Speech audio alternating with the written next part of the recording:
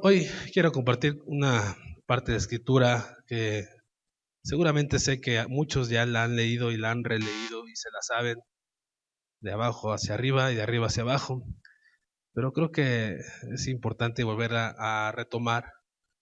Y a veces los predicadores, los que compartimos, queremos contemporizar la Biblia, pero para poder entender lo que está escrito en ella, y sobre todo cuando Jesús habla, tendríamos que ver el contexto histórico, el por qué fue dicho, el para qué fue dicho, qué sucedía históricamente en esa zona. Y es lo que voy a tratar de explicar un poquito en esta historia, que muchos ya la conocen. Y bueno, quisiera que vean subir en Lucas capítulo 15.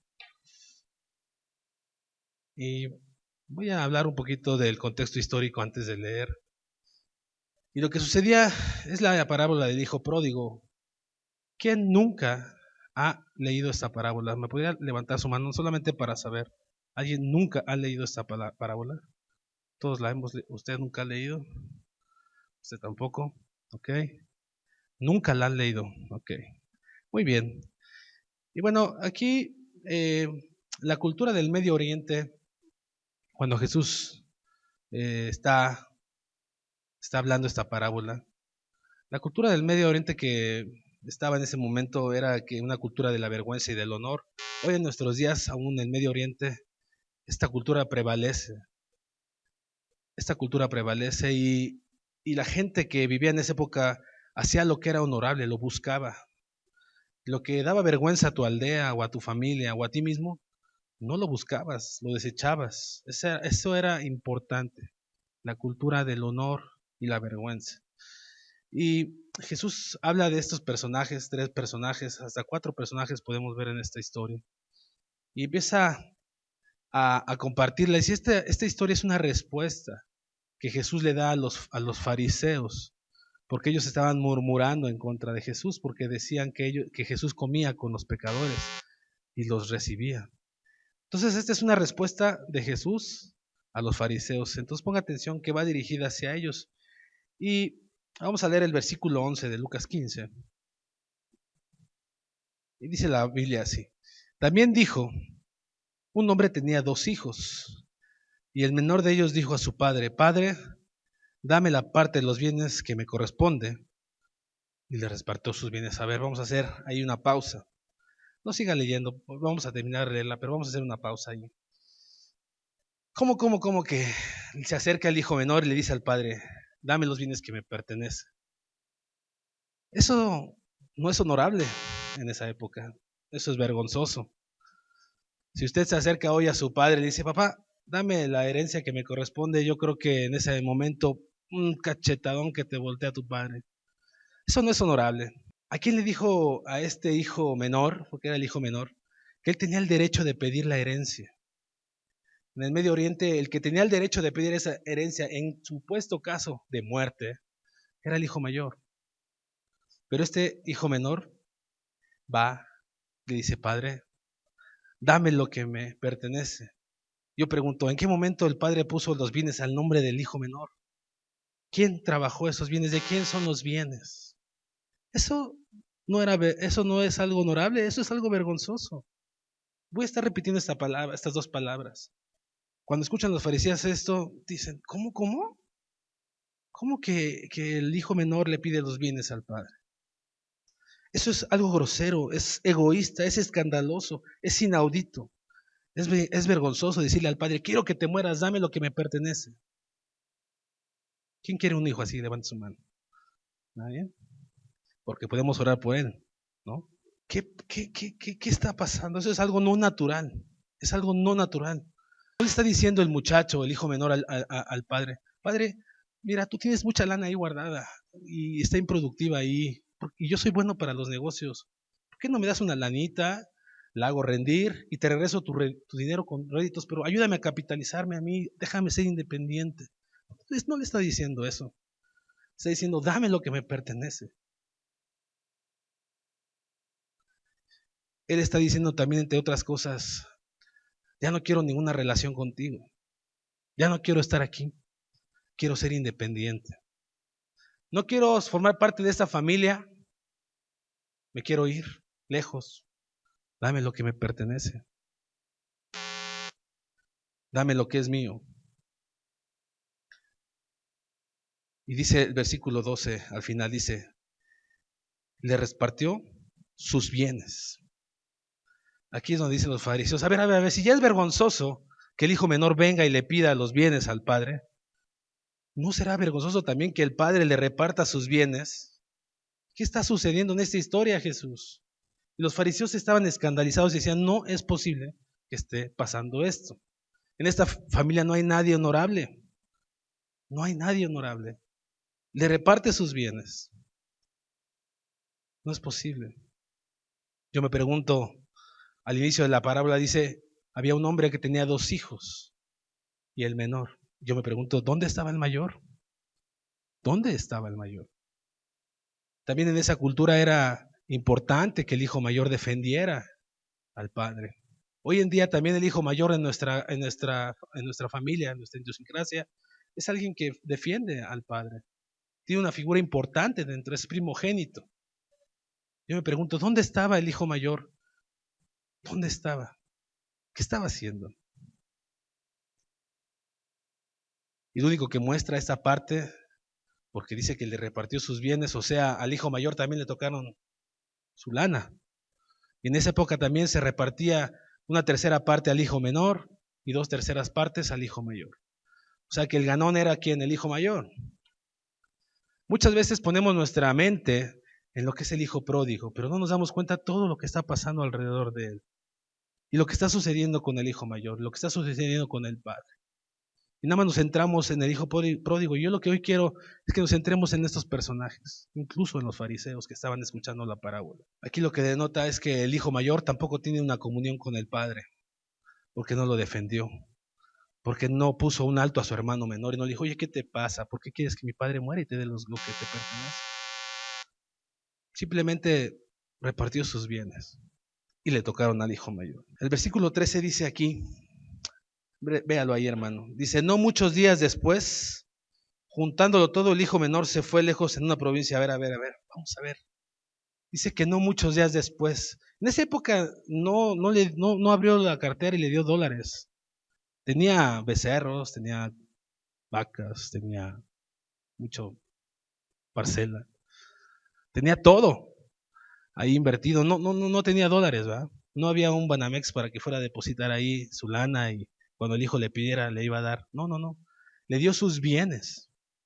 Le dijo, a ver, hijo, de aquí para acá es tuyo y de aquí para acá todo lo demás es de tu hermano.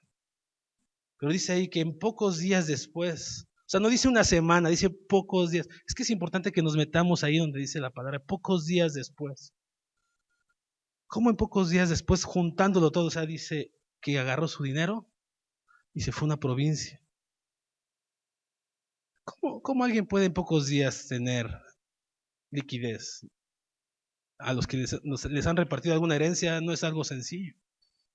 Pero yo sí le puedo decir cómo es sencillo tener dinero rápido, mal vendiéndolo, poniéndole un jugoso descuento. Y eso tampoco era honorable. ¿O sí? Era vergonzoso. Y aquí están diciendo los fariseos, a ver, a ver, ¿qué está pasando en esta familia tan disfuncional? ¿Qué sucede ahí?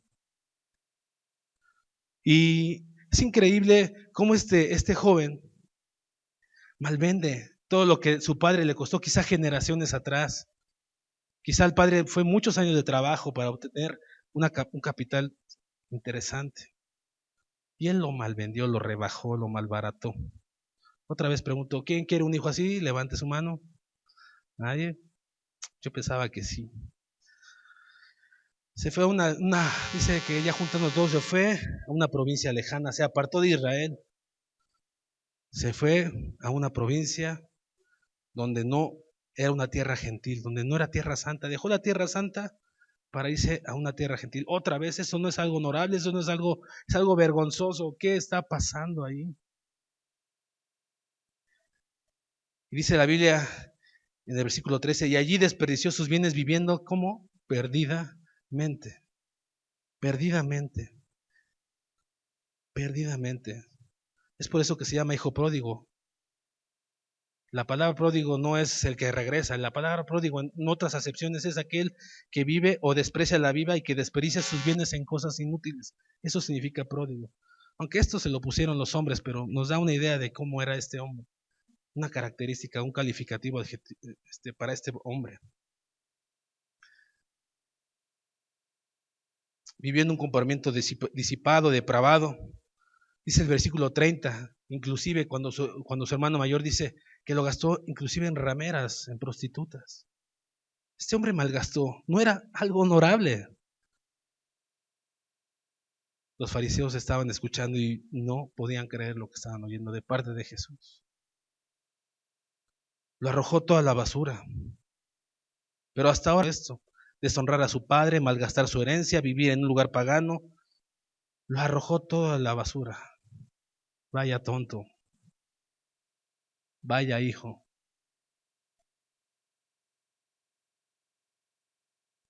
Aunque él había decidido todas estas cosas, llegó una situación que no dependía de él. El versículo 14 dice, y cuando todo lo hubo, ¿qué? Mal gastado. O sea, no invirtió en la bolsa mexicana de valores, no compró 20 chivas y las hizo que fueran otras 20, ¿ah? No compró terrenos y construyó haciendas. No, lo malgastó en prostitutas también. Algo ajeno a él, dice, vino en aquella provincia pagana una gran hambruna.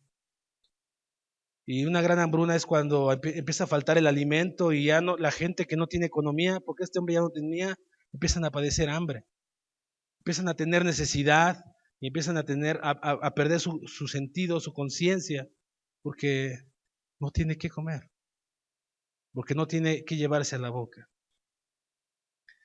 De todas las parábolas que Jesús había descrito, este era el pecador más extremoso, el pecador que más había deshonrado. El peor pecador, en el peor escenario, inclusive padeciendo hambre. Inclusive padeciendo hambre. Esto es tocar fondo, hermano. Esto es tocar fondo. ¿Alguna vez usted ha padecido hambre? Yo estoy seguro que no.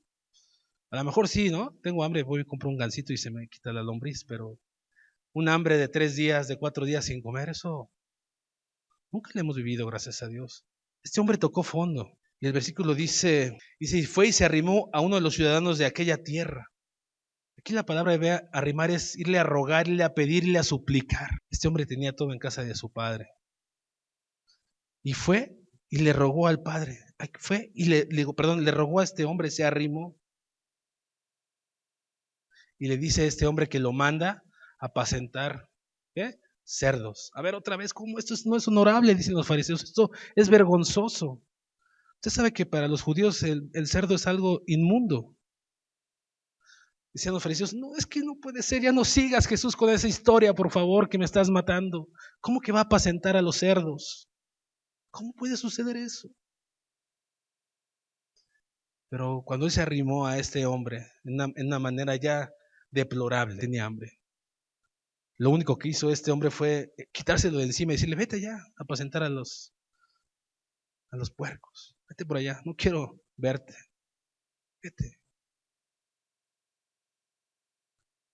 Pero viene algo peor. En el versículo 16 dice, y deseaba llenar su vientre de las algarrobas que comían los cerdos, pero nadie le daba. Era otra vez vergonzoso. Ahora ya no nada más apacentaba a los cerdos, se había convertido en un cerdo.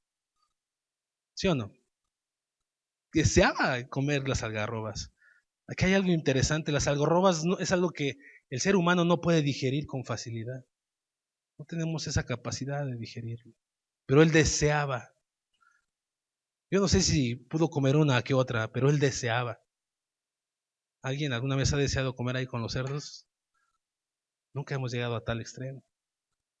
Vergonzoso, no es honorable lo que le está pasando a este hijo menor. Es el peor pecador en la peor condición. El pecado trae destrucción, trae soledad, trae vacío, trae falta de amor, trae falta de esperanza. Todo porque este hombre quería una cosa, tener su herencia, pero atrás de eso lo que él quería era tener su libertad. Quería tener una libertad, ya no quería estar con el padre, ya no quería estar en esa familia. Déjame decirte algo, hermano. La palabra de Dios fue escrita para que nosotros aprendiéramos de esto. La libertad sin Dios es la esclavitud más horrible que tú puedes experimentar. Lo voy a volver a decir, la libertad sin Dios es la esclavitud más horrible que tú puedes experimentar. Y este hombre había experimentado todo, todo, todo. Pero Jesús trae a aún al más grande pecador salvación. Le trata de una manera misericordiosa, amorosa, le perdona, le restituye, pero es necesario que él reconozca al Padre. Un arrepentimiento genuino. Mire qué dice el versículo 17. Dice, y volviendo en sí, dijo, ¿cuántos jornaleros en casa de mi padre tienen abundancia de pan y yo aquí parezco de hambre? A ver, otra vez hagamos un alto. Dice, y volviendo sí, o sea que estaba, ¿qué? Fuera de sí. O sea, estaba perdiendo la cordura, o sea, él había perdido la conciencia. O sea, él no entendía que lo que le había pedido al Padre, el malgastar su lana, según él estaba bien, pero volvió en sí, un momento de cordura. Y así es como llega el arrepentimiento a nuestras vidas y decimos, a ver, ¿qué estoy haciendo? ¿Para dónde voy? Cuando tú haces una evaluación correcta de tu conducta, reconoces tu condición y exclamas algo así, dices, a ver, ¿qué está pasando? Es un respiro de cordura. Así comienza el arrepentimiento. Dice, ¿cuántos jornaleros en casa de mi padre tienen abundancia de pan y yo aquí perezco de hambre? Perezco de hambre. Otro alto aquí. Los jornaleros en esa época no eran aquellos sirvientes que aún comían y se sentaban con los patrones a la mesa. No eran esos empleados que tenían un trabajo fijo y que pertenecían a la familia. Los jornaleros eran aquellas personas que no tenían, déjeme decirlo así, un trabajo de planta, aquellos que trabajaban por el sueldo mínimo, aquellos que vivían a la raya, aquellos que no tenían a veces incluso dónde dormir su cabeza. En el Antiguo Testamento dice, págales al final del día a los jornaleros porque ellos ponen su esperanza en ello. Si no les pagas al final del día a los jornaleros, ellos no tendrán que llevarle de comer a su familia. ¿Te das cuenta hasta dónde este hombre estaba viendo? ¿A qué tan bajo había caído? Un jornalero son aquellos que habla también Jesús en una parábola en la viña de los obreros. Cuando el hombre de la viña va y busca a la hora primera, a la hora tercera, a la hora sexta, a la hora novena, y encuentra gente y le dice que no estaban haciendo nada, estaban esperando ser contratados. Son esos jornaleros que no tienen un empleo fijo, que están en una condición baja, en la escalera socioeconómica más baja en ese entonces. Y este hijo pródigo recordó que en su casa había abundancia, inclusive para los jornaleros. Volvió en sí. Se había dado cuenta que su padre no era como él lo tenía catalogado. Era un padre amoroso, era un padre generoso, era un padre piadoso, era un padre amable. Pero el contexto histórico aquí nos dice que no era nada fácil para él volver a casa, porque él tenía que sufrir el oprobio si regresaba a casa, porque había pisoteado el honor del padre, inclusive el honor de la hacienda, de la aldea, de los empleados, había vituperado el honor de ellos.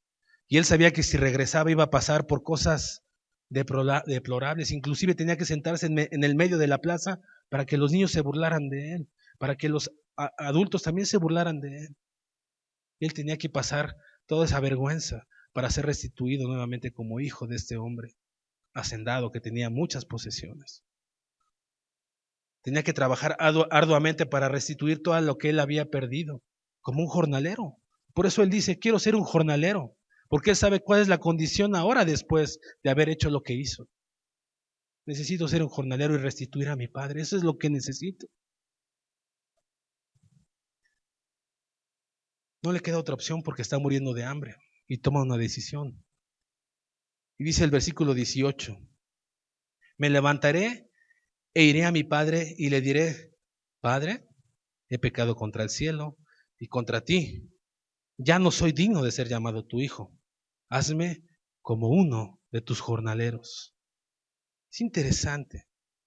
Él reconoció su falla, su maldad, su pecado. Dice que se levantará, se levanta. O sea, se arrepintió, volvió en sí, se levantó y dijo, voy a hacerlo. Voy a cambiar mi actitud, voy para allá.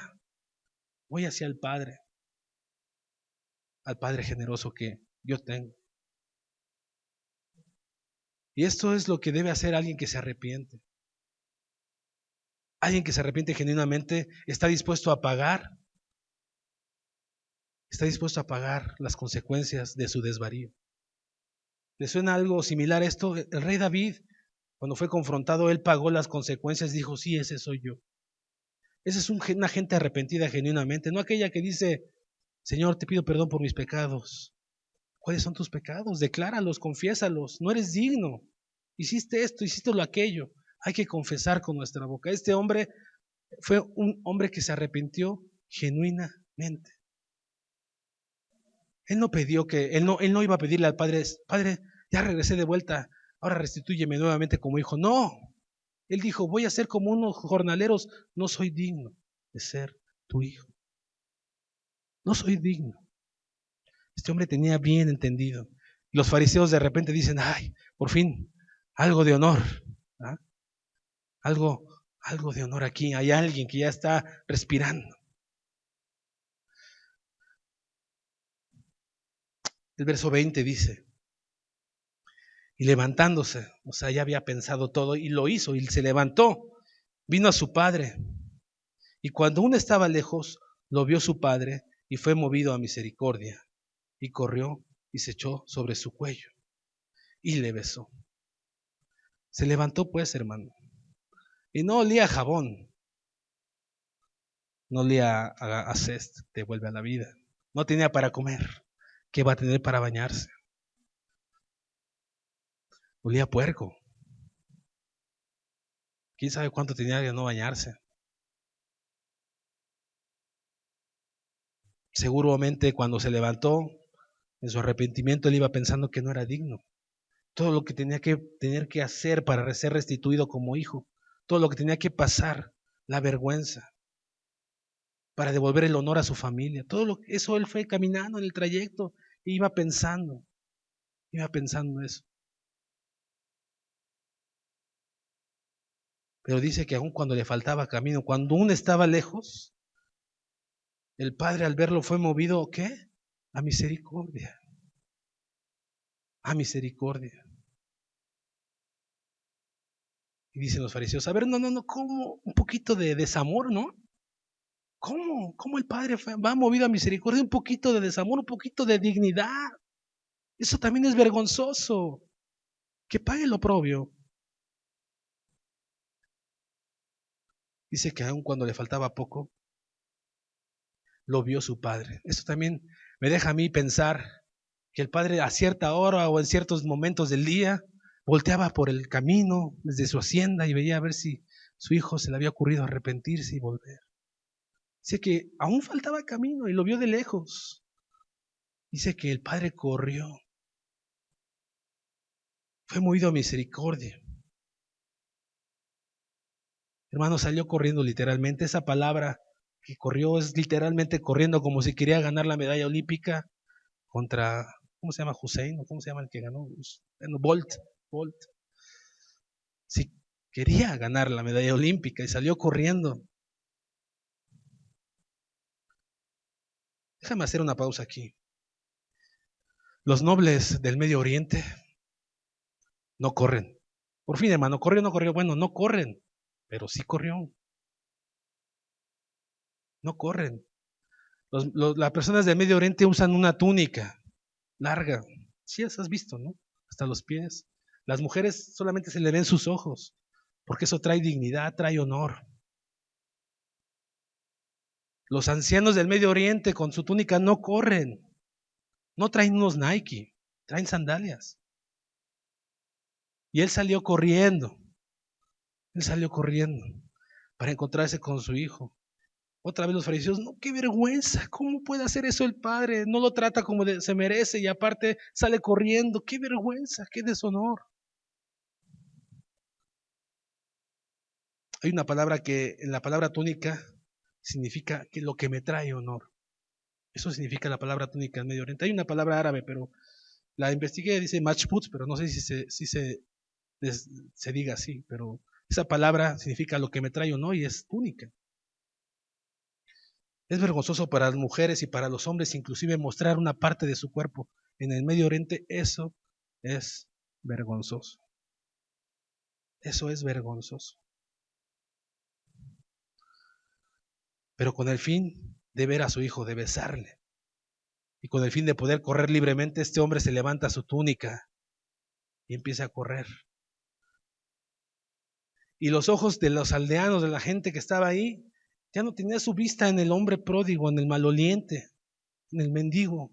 Voltearon su vista hacia el Padre y decían, ¿cómo es posible que este hombre corra de esa manera y está mostrando su desnudez? Déjame decirte aquí, en otras palabras, el Padre está cubriendo el oprobio de su hijo.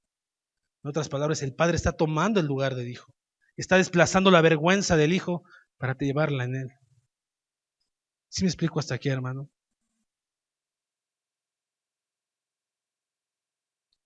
¿Captan la idea hasta acá? El Padre es el buscador. ¿Recuerdas aquella historia que conté cuando Pedro le negó 3 veces?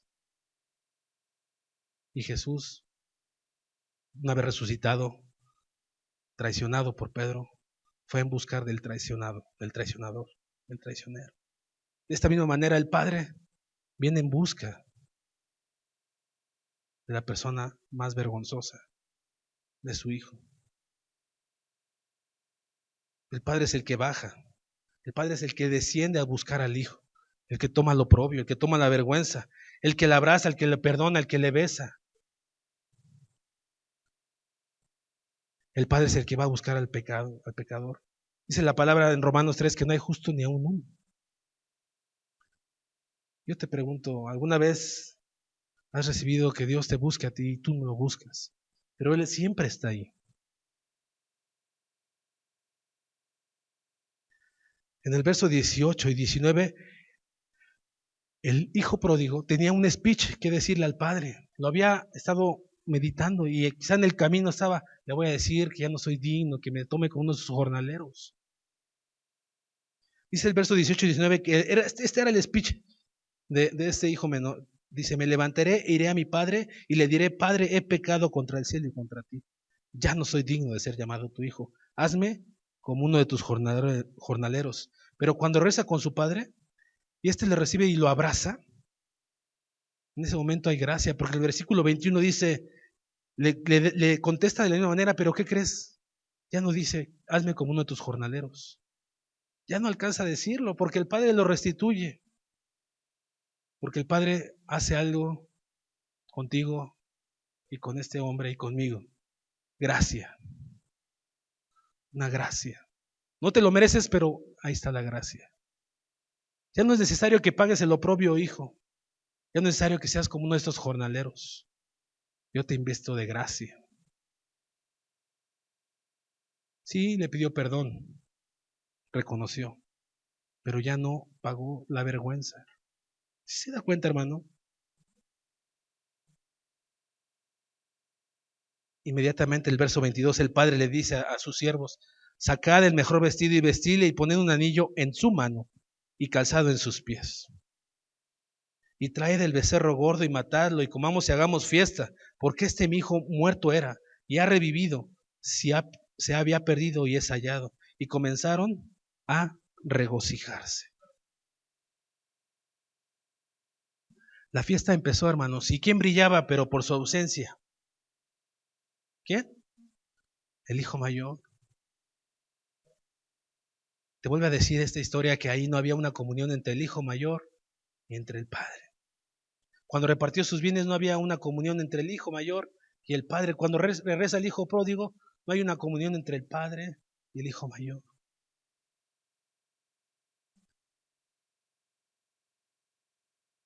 Cuando el padre le dice a sus siervos, pónganle vestido, anillos, sandalias, vamos a hacer una barbacoa. ¿Por qué no le dice a sus siervos, vayan y avísenle a mi hijo mayor y díganle que su hermano ha vuelto? ¿Por qué no le da esa instrucción? ¿Qué no? Sabía el padre que él no se iba a gozar con él. Sabía el padre que no tenía comunión con su hijo. ¿Por qué no le dijo, vayan y avísenle a mi hijo? Usted debe de preguntarse esas cosas. Yo me las he preguntado. Y aquí está. Para mí esta es una respuesta.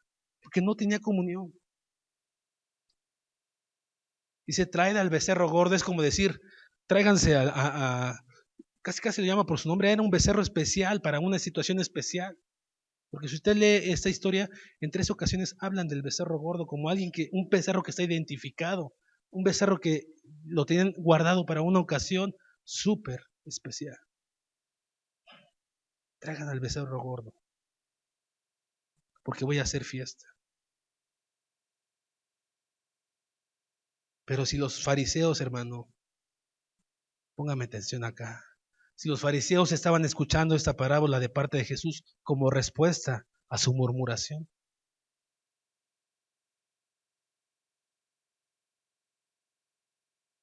los fariseos eran el hijo mayor, o son el hijo mayor. ¿Sí entienden la figura? Los fariseos odian la gracia, los fariseos no tienen comunión con el Padre. Los fariseos murmuraban, ¿por qué recibía a los pecadores? ¿Por qué comía con ellos? No tenían comunión con el Padre. No alcanzaban a entender que el Padre era un hombre de amor, un hombre misericordioso, un hombre que buscaba al pecador y que a eso vino. El hijo mayor, o sea, los fariseos estaban tan perdidos como su hermano, no tenían ninguna relación con el Padre. Yo me pregunto, ¿quién era peor, el hijo pródigo o el hijo mayor? Usted conteste esa pregunta, yo tengo mi respuesta. ¿Quién será peor? El hijo mayor esconde su avaricia en su corazón, esconde la mentira. Es hipócrita. ¿Cómo es? Hipócrita. ¿Los fariseos eran hipócritas? Así es.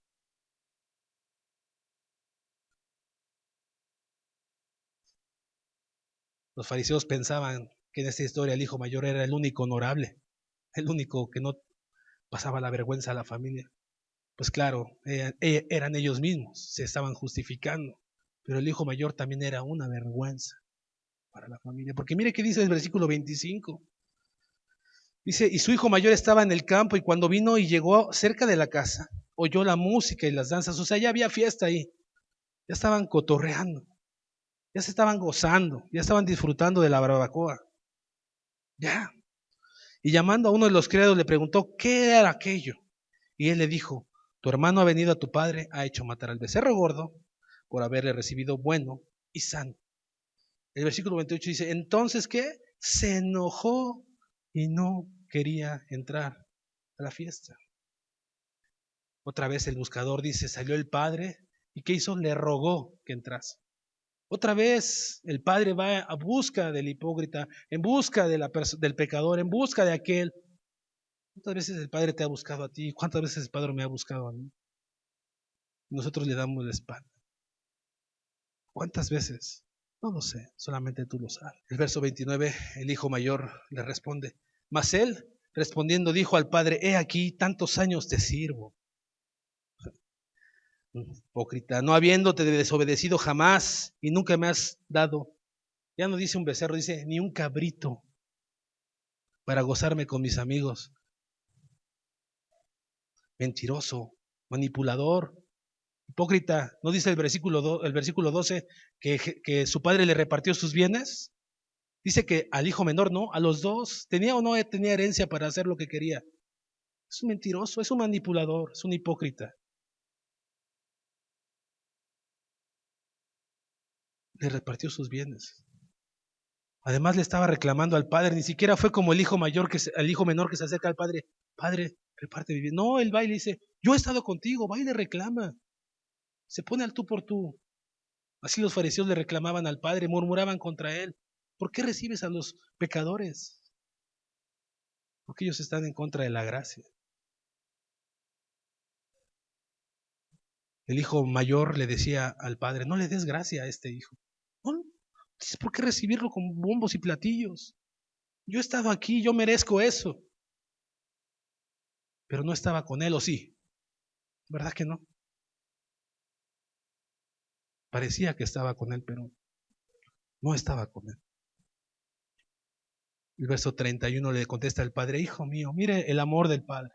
Hijo mío. No le dice, oye, ¿qué te pasa? ¿Por qué me contestas, hablas así? No, hijo mío. ¿Tú siempre qué? Has estado conmigo. Y todo lo que es mío es tuyo.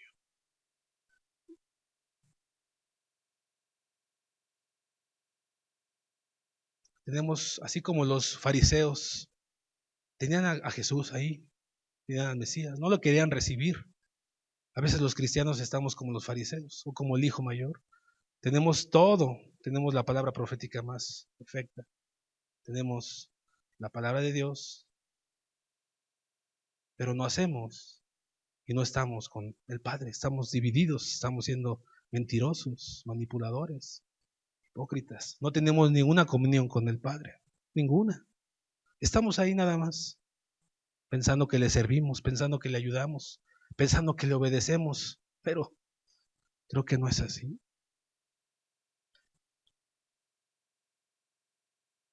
Después del versículo 32, ya no hay un final. ¿Qué pasa con el hijo mayor? ¿Se habrá acabado la historia ahí?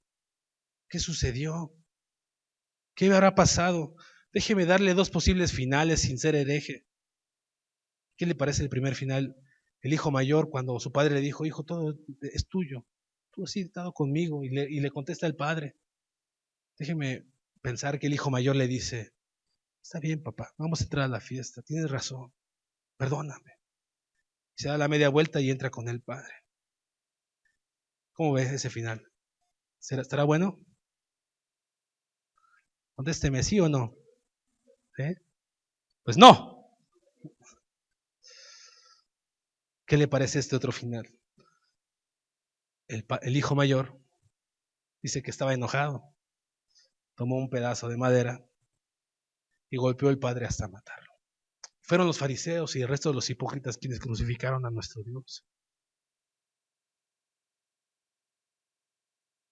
Tomaron al Dios hecho carne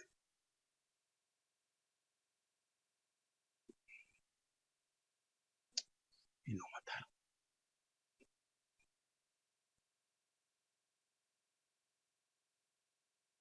Incluso le dijeron a Poncio Pilatos, su sangre sea sobre nosotros.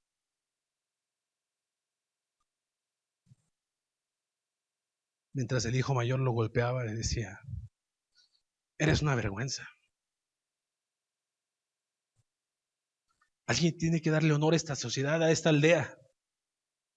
Eres un calumniador, eres un mentiroso. Y golpeaba al padre hasta que lo mató. El padre sufrió la cruz por amor a ti y por amor a mí. Yo no sé si en esta historia tú puedas identificarte o si no, pero hay una alabanza de Jesús Adrián Romero que dice, si hubiera estado ahí entre la multitud.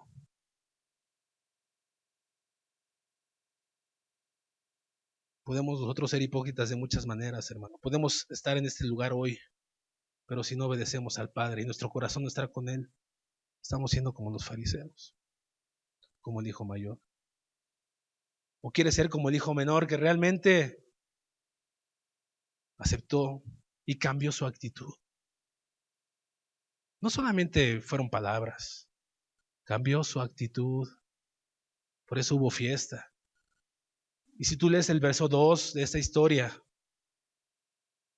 los demás versos, Jesús le da respuesta a los fariseos en esta parábola porque también habla de las 100 ovejas y que se pierde una. Y dice que hay gozo en la tierra cuando uno se arrepiente. Y también habla de las 10 dracmas, que una mujer pierde una. Y también cuando la mujer halla su dracma, también hay fiesta y se goza. Aquí también hubo fiesta porque hubo un arrepentido, porque cambió su corazón. Podemos ser hipócritas de muchas maneras. Yo te pregunto y contéstate, ¿tú estás jugando con fuego? ¿Hay un pecadillo en tu vida que no quieres dejar? ¿Crees que engañas al maestro? ¿Pecas deliberadamente? ¿Tienes por inmunda la sangre de Cristo? Es horrenda cosa meterse en manos de un Dios vivo, hermano. Es horrenda cosa. Por eso Dios te ama hoy y te muestra esta parábola. Dios sufrió la cruz, encarnado en Jesucristo, por amor a ti, por amor a mí, por amor a los fariseos, por amor al hijo menor, por amor al hijo pródigo, por todos. Eres el buscador. ¿Tú quieres ser buscado? ¿Quieres ser hallado? Esa es la palabra que está a la puerta y llama. ¿Tú quieres abrirle? ¿Tú quieres de veras cambiar tu manera de vivir? ¿Quieres seguir en lo mismo?